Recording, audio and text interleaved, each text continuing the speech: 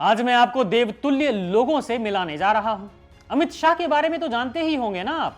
ये वही देवता हैं जो सदन में कुछ भी बोल सकते हैं। इनकी शब्दावली में साला जैसे शब्द होते हैं, लेकिन इनके खिलाफ कोई कार्रवाई नहीं होती। क्यों होगी? देवता जो ठहरे। जानिए पूरा मामला। दोस्तों, संसद में हालिया घटना ने एक बार फिर देश के सबसे बड़े नेताओं के आचरण पर सवाल खड़े किए हैं।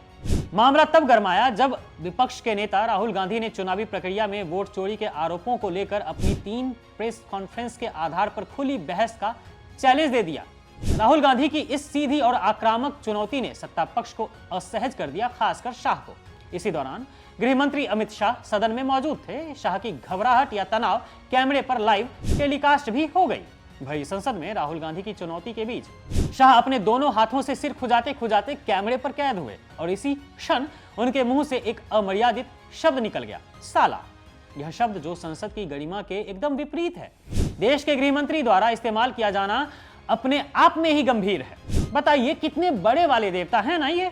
एक संवैधानिक पद पर बैठे व्यक्ति की भाषा जब इस स्तर पर गिर जाए तो यह देश के राजनीतिक संस्कारों पर एक बड़ा धब्बा है।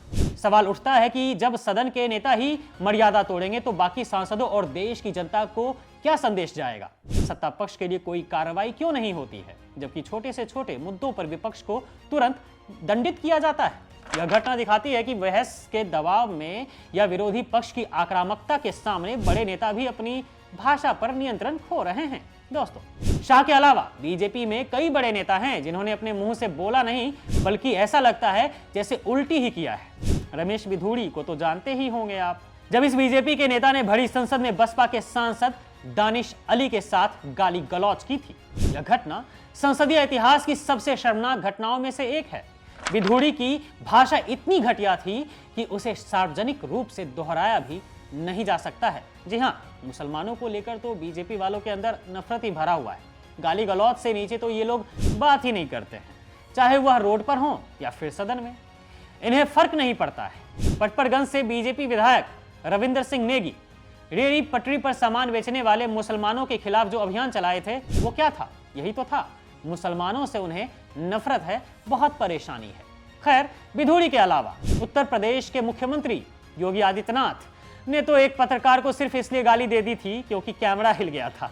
एक मुख्यमंत्री का इतना तुच्छ और अनियंत्रित व्यवहार दिखाता है कि सत्ता का अहंकार किस तरह उनकी जुबान पर हावी है। मतलब संस्कारों के सरदारों की बोली गजब है दोस्तों। असल में इनके आचरण और संस्कार में ही दोष हैं। आखिर इन्हें ये संस्कार दिए भी किसने हैं?